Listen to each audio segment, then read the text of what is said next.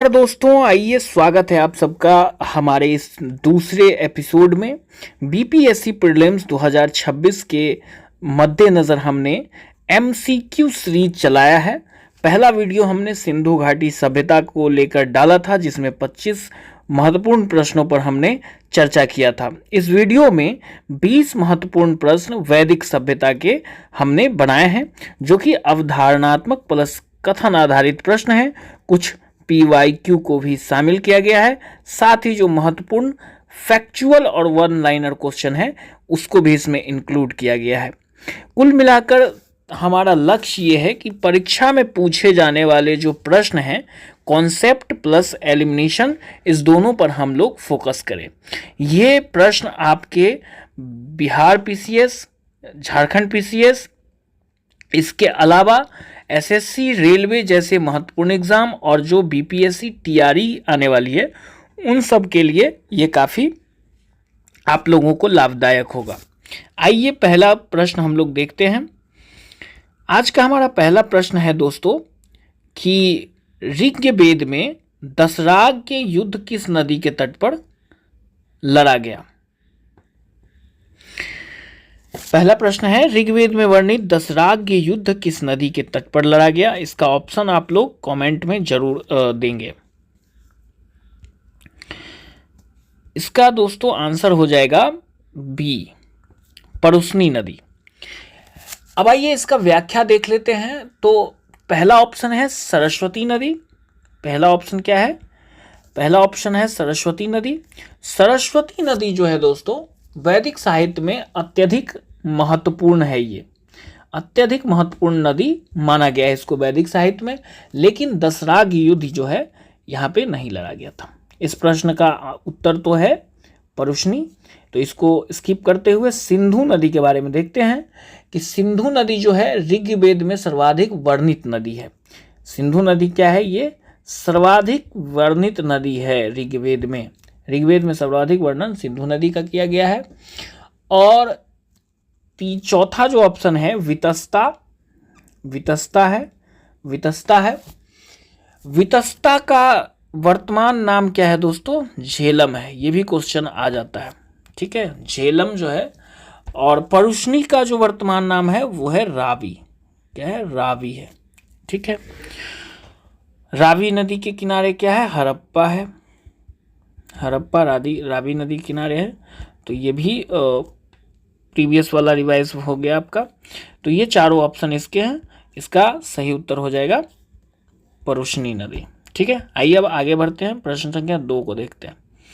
दूसरा प्रश्न है कि ऋग्वेद काल में गविष्ठी शब्द का अर्थ क्या था। इसका उत्तर आप लोग कमेंट में दीजिए कि गविष्ठी शब्द का क्या अर्थ था। तो इसका उत्तर हो जाएगा दोस्तों, गविष्ठी का अर्थ हो जाएगा युद्ध, ठीक है। यज्ञ आप लोग जानते हैं, यज्ञ क्या होता है बताने की जरूरत नहीं है। गायों की खोज, क्योंकि ऋग्वैदिक काल जो है वो ग्रामीण, वैदिक काल जो है ग्रामीण समाज था, और पशुओं की जो है काफ़ी महत्वपूर्ण स्थान था। पशुपालन काफ़ी महत्वपूर्ण था और पशुओं को लेकर युद्ध भी होता था, ठीक है। खास के गाय को काफ़ी महत्वपूर्ण माना गया है, और इसी गाय से गविष्ठी भी बनता है। इसी गाय के लिए गविष्ठी यानी कि युद्ध होता था, ठीक है। अब आगे बढ़ते हैं, कुछ और फैक्ट जान लेते हैं इससे। ऋग्वैदिक अर्थव्यवस्था जो थी दोस्तों, वो पशुपालन प्रधान थी। गाय जो था वो संपत्ति का मुख्य मापदंड था। गोमत शब्द जो है, कौन सा शब्द, इसको याद रखिएगा, हो सकता है आगे प्रश्न आ जाए इस पे। गोमत शब्द जो है वो धनी व्यक्ति के लिए प्रयुक्त होता था। तो गविष्ठी, गोमत, ये सब गाय से जुड़ा हुआ है, तो गाय की महत्व को समझिएगा, ठीक है। और कई युद्ध जो है वो पशुधन के लिए लड़े जाते थे। आइए अब नेक्स्ट क्वेश्चन पे चलते हैं। तीसरा प्रश्न है आज का कि उत्तर वैदिक काल की संस्कृति को सामान्यतः किस पुरातात्विक संस्कृति से जोड़ा जाता है, ठीक है। ये शॉर्ट फॉर्म दिया हुआ है, OCP, PGW, NB, PW, BRW, ठीक है। तो इसका उत्तर हो जाएगा दोस्तों PGW। PGW का क्या हो जाता है full form? Painted grey ware. क्या हो जाता है? पेंटेड ग्रे वेयर, इसका हिंदी हो जाएगा चित्रित धूसर मृदभांड। ठीक है, अब आप लोगों को समझ में आया होगा। ठीक है, तो ये उत्तर वैदिक काल से जुड़ी हुई है। इसका जो समय काल है वो क्या है, लगभग 1200 से 600 ईसा पूर्व। ठीक है, आइए अब आगे बढ़ते हैं, नेक्स्ट प्रश्न देखते हैं। सतपथ ब्राह्मण किस वेद से संबंधित है? सतपथ ब्राह्मण जो है वो किस वेद से संबंधित है? तो बताइए, इसका आंसर आप लोग बताइए, सतपथ ब्राह्मण किस वेद का ब्राह्मण ग्रंथ है? तो इसका उत्तर हो जाएगा सी, यजुर्वेद। ठीक है, अब आइए एक एक करके ऑप्शन देख लेते हैं। तो ऋग्वेद का जो प्रमुख ब्राह्मण ग्रंथ है उसको कहते हैं ऐतरेय। ठीक है, ऐतरेय कहते हैं। सामवेद का जो प्रमुख ब्राह्मण ग्रंथ है उसको कहते हैं पंचविश कहते हैं। इसके बाद सतपथ, यजुर्वेद का तो हो गया सतपथ ब्राह्मण। ठीक है, इसके बाद अथर्ववेद का जो प्रमुख ब्राह्मण ग्रंथ है उसको कहते हैं गोपथ। क्या कहते हैं? गोपथ कहते हैं। ठीक है, अब आगे बढ़ते हैं, थोड़ा सा सतपथ ब्राह्मण के बारे में जान लेते हैं दोस्तों। सतपथ ब्राह्मण के बारे में कुछ फैक्ट हैं जो जान लेते हैं। ठीक है, सतपथ ब्राह्मण जो है इसको सबसे विस्तृत ग्रंथ माना गया है, सबसे विस्तृत ग्रंथ इसको माना गया है। इसके बाद दूसरा फैक्ट इससे है कि इसमें जनक कौन थे? विदेह के राजा थे, रामायण से जुड़ा हुआ है। और याज्ञवल्क्य,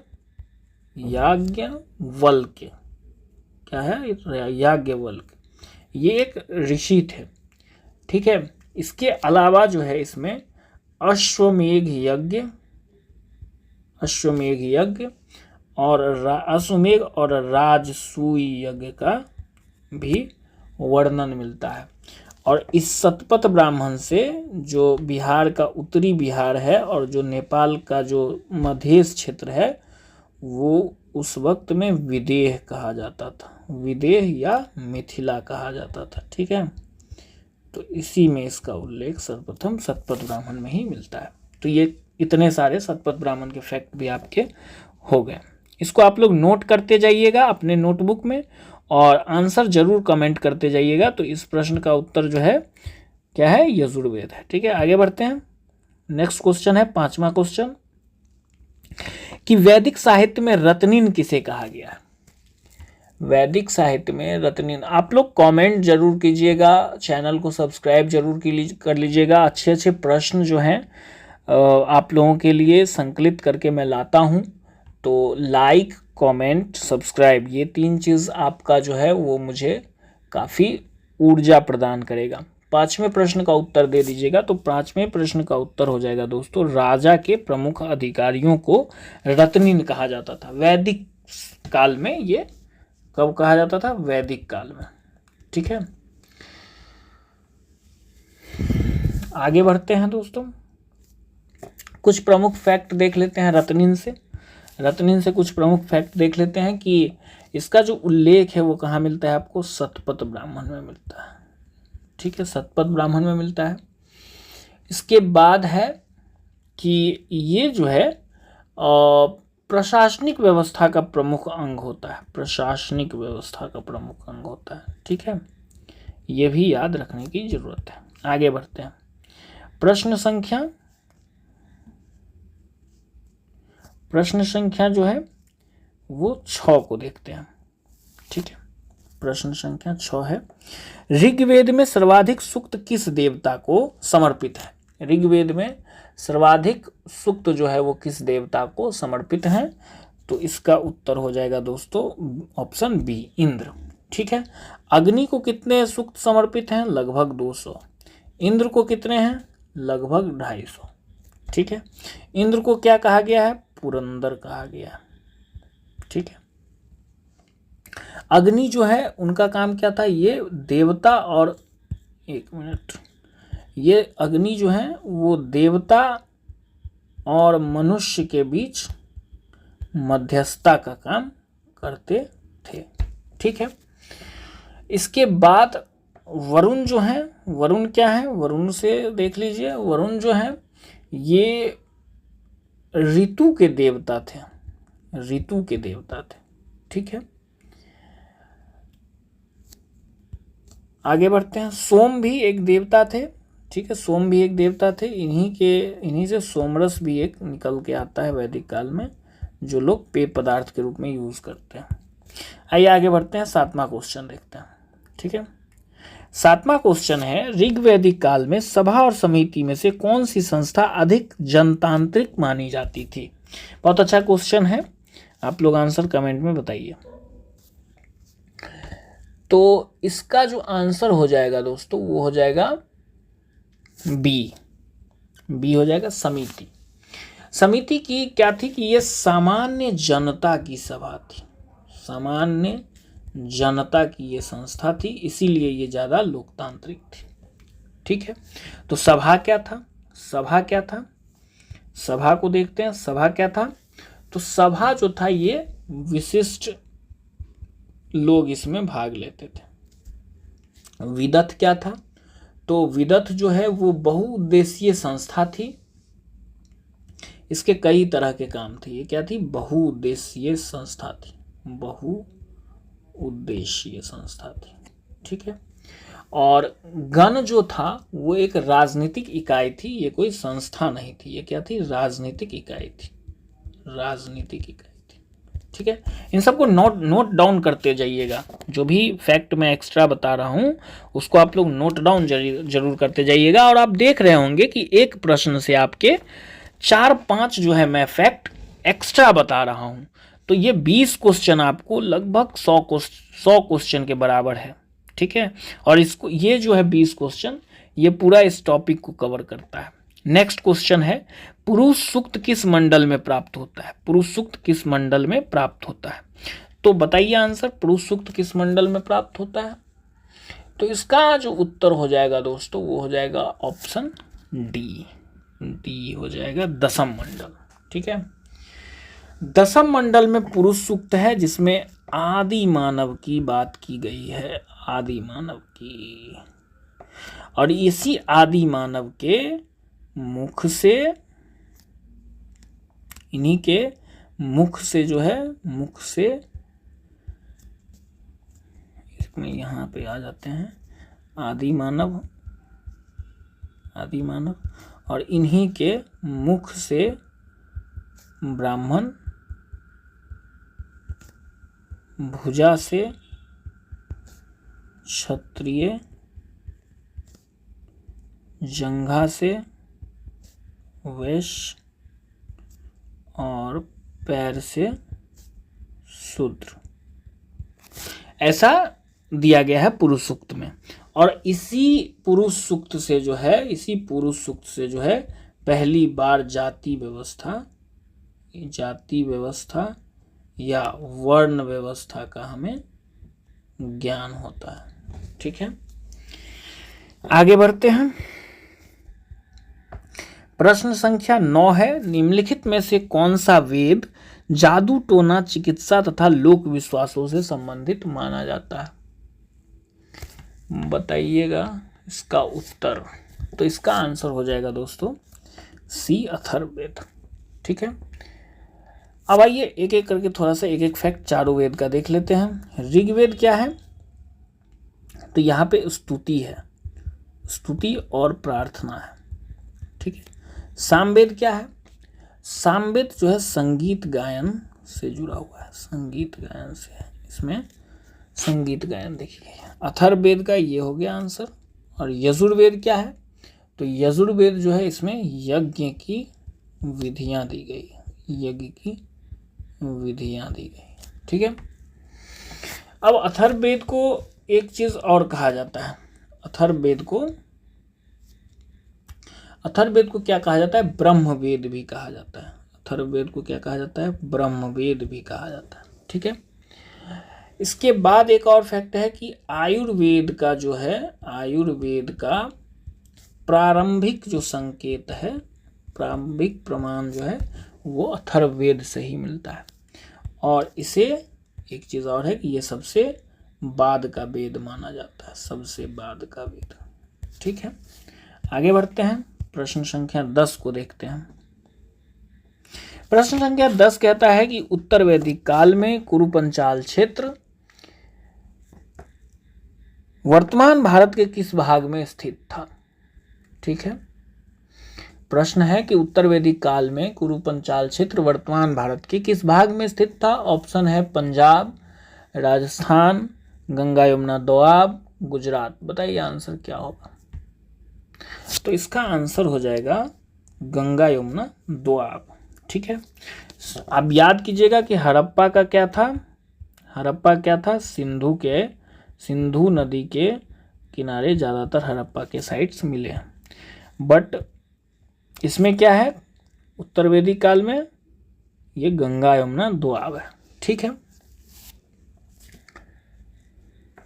अब कुरु और पंचाल यहाँ पे दिया हुआ है, इसके बारे में जान लीजिए कि ये उत्तर वैदिक काल के शक्तिशाली जनपद थे। क्या थे, उत्तर वैदिक काल के ये शक्तिशाली जनपद थे। आगे चलकर मगध सबका स्थान लेता है। ठीक है, इसके बाद कुरु की जो राजधानी थी वो क्या थी, कुरु की राजधानी क्या थी, हस्तिनापुर थी। महाभारत में इसका वर्णन देखने को मिलता है। ठीक है, आइए आगे बढ़ते हैं। 11वां प्रश्न है। 11वां प्रश्न क्या है कि वैदिक साहित्य में वर्णित गार्गी किस कारण प्रसिद्ध है। बताइए इसका आंसर क्या हो जाएगा। ऑप्शन है आपके पास अश्वमेध यज्ञ के आयोजन के लिए, ऋग्वेद की रचना के लिए, याज्ञवल्क्य के साथ दार्शनिक शास्त्रार्थ के लिए, या प्रथम महिला शासक होने के कारण। ठीक है, तो इसका जो आंसर हो जाएगा दोस्तों वो हो जाएगा याज्ञवल्क्य के साथ दार्शनिक शास्त्रार्थ के लिए। ठीक है, गार्गी विदेह के राजा जनक के दरबार में आयोजित ब्रह्म विद्या सभा में याज्ञवल्क्य से गहन दार्शनिक प्रश्न पूछने के लिए प्रसिद्ध है। गार्गी को क्या कहा जाता है, गार्गी को कहा जाता है ब्रह्मवादिनी। ये याद रखिएगा, बहुत इंपॉर्टेंट, ब्रह्मवादिनी कहा जाता है। ठीक है, इसके बाद है कि ये उल्लेख कहाँ पे इसका मिलता है, तो ये इसका उल्लेख मिलता है बृहदारण्यक उपनिषद में। ठीक है, बृहदारण्यक उपनिषद में मिलता है।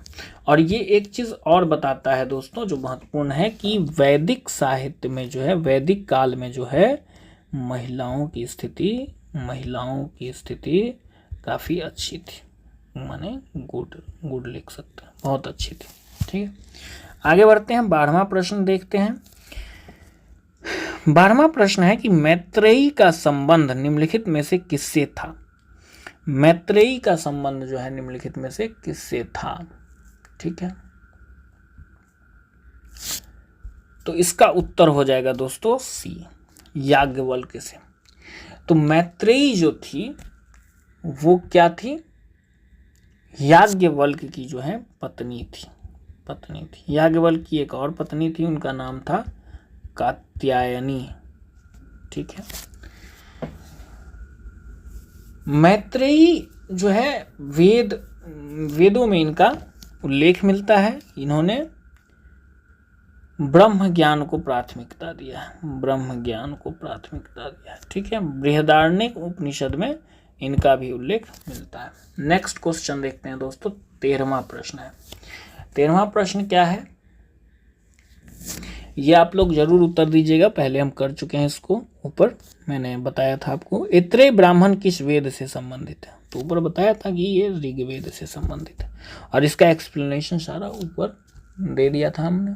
ठीक है, अब आगे क्वेश्चन नंबर 14 देखते हैं कि वैदिक साहित्य में निष्क का प्रयोग मुख्यतः किस रूप में किया जाता था। कृषि उपकरण, आभूषण एवं विनिमय की वस्तु, हथियार, भूमि कर। तो इसका उत्तर हो जाएगा दोस्तों ऑप्शन बी, आभूषण एवं विनिमय की वस्तु। ठीक है, आगे बढ़ते हैं। अच्छा, वस्तु विनिमय प्रणाली जो है वो आपको वैदिक काल में भी प्रचलित थी सिंधु सभ्यता से, एक ये समानता को दिखाता है। ठीक है। प्रश्न संख्या 15 है कि निम्नलिखित में से किस यज्ञ को राजा के अभिषेक तथा राज सत्ता की वैधता से जोड़ा जाता था? तो पहला है अश्वमेध, दूसरा है वाजपेयी, तीसरा है राजसूय, चौथा है अग्निस्टोम। ठीक है, तो इसका उत्तर हो जाएगा दोस्तों सी, राजसूय। अब एक एक करके सबको देख लेते हैं। अश्वमेध जो है वो क्या था?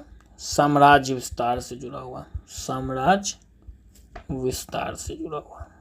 ठीक है, इसमें घोड़ा को छोड़ा जाता था और जहां तक वो घोड़ा जाता था वहां तक का जो साम्राज्य है वो उक्त राजा का माना जाता था। अगर उस घोड़े को कोई रोकता या बांधता तो इसे राजा चुनौती के रूप में लेता और फिर युद्ध के द्वारा तय किया जाता था।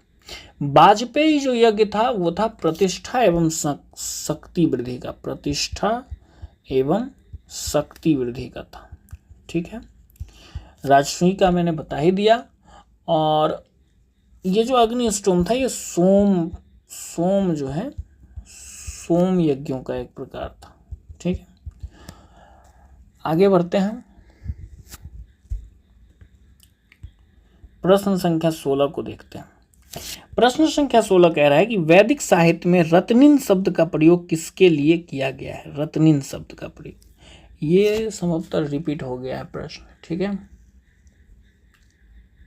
रत्निन वाला, तो इसका बी ऑप्शन हो जाएगा, ये रिपीटेड है। प्रश्न संख्या 17 है निम्नलिखित में से किस पुरातात्विक संस्कृति को उत्तर वैदिक संस्कृति का प्रतिनिधित्व माना जाता है? ये दो प्रश्न जो है रिपीटेड हो गए हैं, PGW हो जाएगा 17 का आंसर। ठीक है, प्रश्न संख्या 18 पे आते हैं।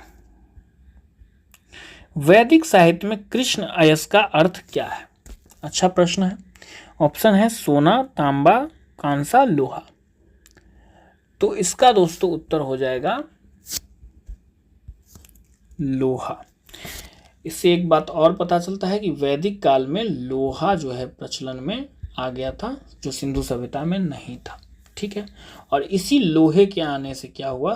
कृषि का जो है विस्तार होता है, कृषि में अधिशेष बढ़ता है और अधिशेष बढ़ने से ही कर व्यवस्था का आगमन होता है, भू राजस्व कर का आगमन होता है जो अभी तक चल रहा है।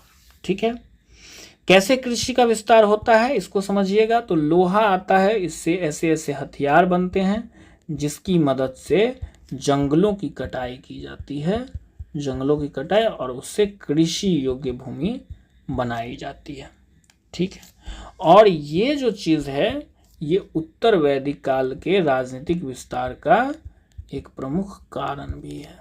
ठीक है, तो एक प्रश्न से इतने सारे फैक्ट आपके कवर हो रहे हैं। अच्छा लगा हो तो लाइक ज़रूर करिएगा, कमेंट में अपने वैल्यूएबल एडवाइस और ओपिनियन ज़रूर दीजिएगा। आइए 19वां प्रश्न देखते हैं। 19वां प्रश्न है दोस्तों कि ऋग्वैदिक काल की सबसे महत्वपूर्ण और बहुउद्देशीय संस्था कौन सी मानी जाती है? ऋग्वैदिक काल की सबसे महत्वपूर्ण और बहुउद्देशीय संस्था कौन सी मानी जाती है? ऑप्शन है सभा, समिति, विदथ, गण। तो ऊपर इसका मैंने एक्सप्लेन किया था, ये विदथ हो जाएगा। विदथ जो है बहुउद्देशीय संस्था थी, इसमें धार्मिक, सामाजिक, सैनिक कई तरह के कार्य जो है किया जाता था, और इतिहासकार जो है इसे सबसे प्राचीन आर्य संस्था भी मानता है। ठीक है, आज का अंतिम प्रश्न है 20वां प्रश्न। निम्नलिखित कथनों पर विचार कीजिए। सभा विशिष्ट व्यक्तियों की संस्था थी, समिति सामान्य जनता की संस्था थी, विदथ का उल्लेख ऋग्वेद में सभा और समिति से अधिक बार हुआ है। उपरोक्त में से कौन से कथन सही हैं? केवल 1 और 2, केवल 2 और 3, केवल 1 और 3, 1, 2 और 3। इसका उत्तर दीजिए आप लोग।